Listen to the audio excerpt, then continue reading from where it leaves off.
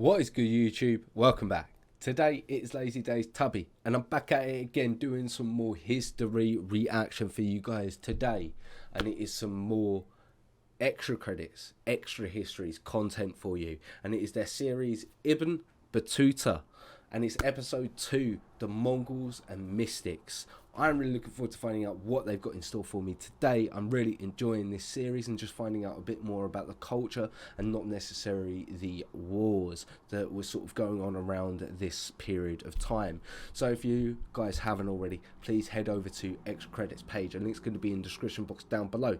If you guys are enjoying my reactions and looking forward to future content, then like, comment, subscribe, hit that notification bell, but we're going to jump straight into this one. November 1326, Iraq, Il-Khanate. Ibn Battuta sits, waiting for the ritual to begin. At the appointed hour come the Sufi mystics. When the afternoon prayers had been said, drums were beaten, and the brethren began to dance, he wrote. They had prepared loads of firewood, which they kindled into flame, and went into the midst of it dancing.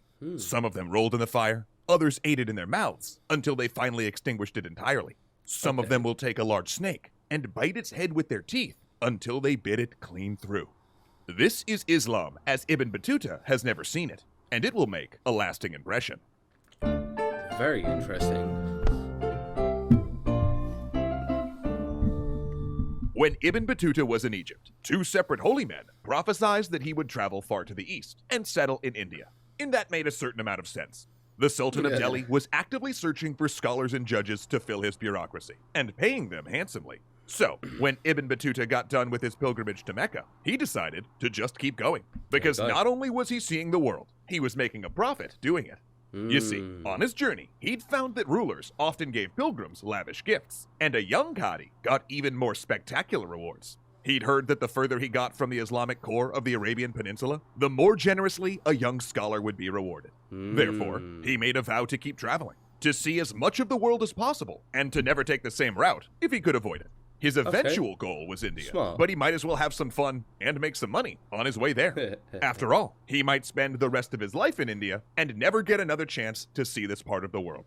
So he began his gap year of travel, joining a Persian caravan and crossing out of Mamluk territory, trekking for 44 days into Mesopotamia, into the land of the Khans. A century before, the Mongols had swept into Persia and Iraq, devastating what were, until then, some of the most impressive and advanced cities of the Islamic world. And when Genghis Khan died, his empire split among his 4 descendants, leaving Persia under a Mongol ruler. But in the century since then, the Mongols had converted to Islam and were now patrons of religion and learning. Still, as Ibn Battuta passed through the once mighty city of Baghdad and ruined sites formerly renowned for beauty and scholarship, he reflected on the passing of empires. And it is such a shame that there's so many wondrous things that were built that that just got absolutely ruined and defiled, that we won't be able to see today. You know, that's a shame. He began to realize another thing. He was now truly abroad. His previous travels had taken him to new places, but this was different. As he left the Arabian Peninsula, he ventured into lands that were still religiously Muslim, but had underlying cultures increasingly divergent from his own. Many of the rulers and court figures out here, the people he associated with most, were relatively new converts, second and third generation Muslims, some even first. And their practices at times varied from what Ibn Battuta considered the norm. He was about to see Islam in all of its many forms, and that exploration began during his first encounter with Sufi mysticism, a sect that used trance, ritual movement, and chanting as a way to experience God's love on an emotional level, rather than the intellectual manner in which Ibn Battuta was accustomed. The same year, he got to meet the Il Khan himself, joining the royal caravan, traveling along the Silk Road to see the capital of Khanate. On the way, he visited with the Great Khan, seeing firsthand how the Mongol invaders had become assimilated into Persian culture. Far from a fierce steppe raider, this Khan was a just ruler, a handsome, observant Muslim who played the lute and composed poems in both Persian and Arabic.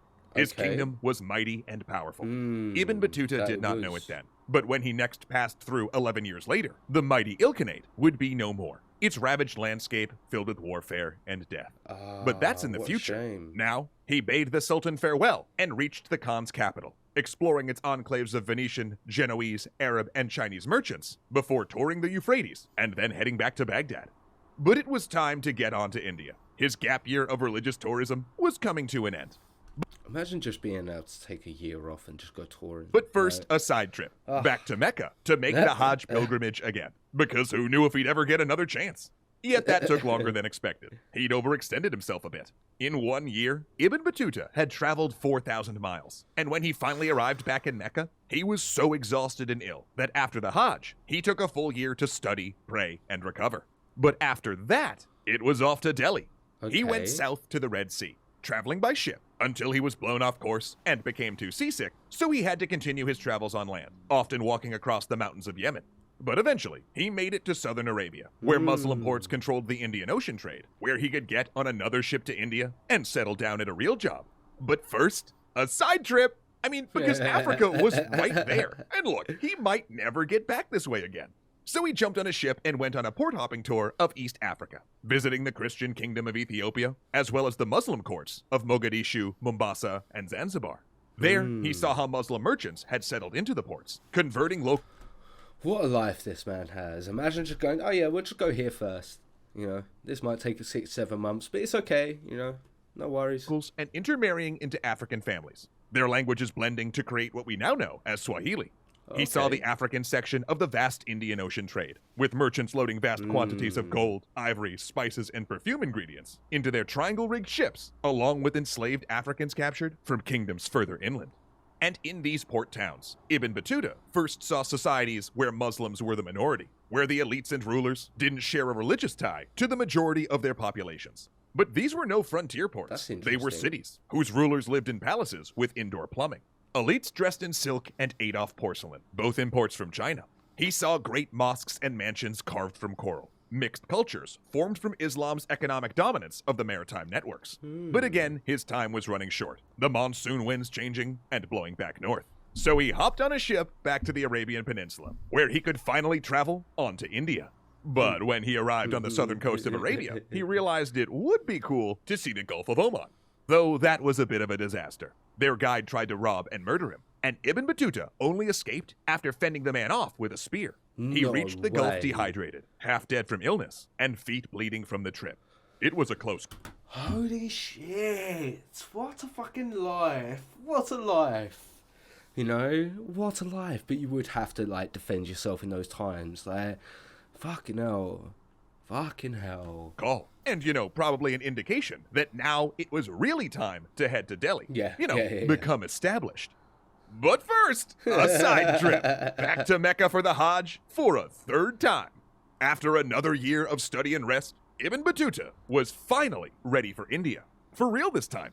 He'd buffed his resume with qualifications, could tell stories of far-flung places, and had built up a tidy profit in gifts. Nice. But the trip itself would be treacherous. And to get there, he needed a guide. And he couldn't find one.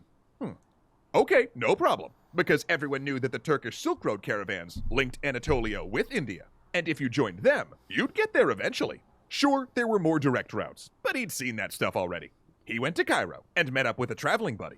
And reunited, the two stepped onto a Genoese galley and made for Anatolia. And in this land, whose urban centers contained neighborhoods of minority Christians, Jews, and Greeks, and where nomadic herders traveled the wild hillsides, they gave him a warm welcome. This country is one of the finest in the world, he wrote. In it, God has brought together the good things dispersed throughout other lands. Its people are the most comely of men, the cleanest in their dress, the most delicious in their food, and the kindliest folk in creation. Wherever we stopped in this land, whether it a hospice or a private house, our neighbors came to ask after our needs. When we left, they bade us farewell as though they were our relatives. He also saw one city execute people by firing them off a cliff with a catapult, but overall, the people were really nice. Interesting. Execution being fired out of a catapult. Whew, what a way to go. He found differences in their religious practice. Though observant Muslims, they chewed intoxicating drugs and did not veil women. In fact, Turkish society surprised him when he found out how high a status women had. Now further weighed down with Turkish gifts, he pushed north toward the Silk Road, down the rapids of swollen rivers, nearly freezing to death in the wilderness, avoiding bandits and thieves. But he made it to the Black Sea and boarded a ship for an even stranger place, one of nomads and horsemen, the land of the Golden Horde. Well, but first, a side trip. But first, a side trip. Well, I wonder what the side trip is going to be, and I am looking forward to the next episode. Really enjoying this reaction series, so if you're looking forward to my next reaction, then like, comment, subscribe, hit that notification bell, and I will catch you in the next video.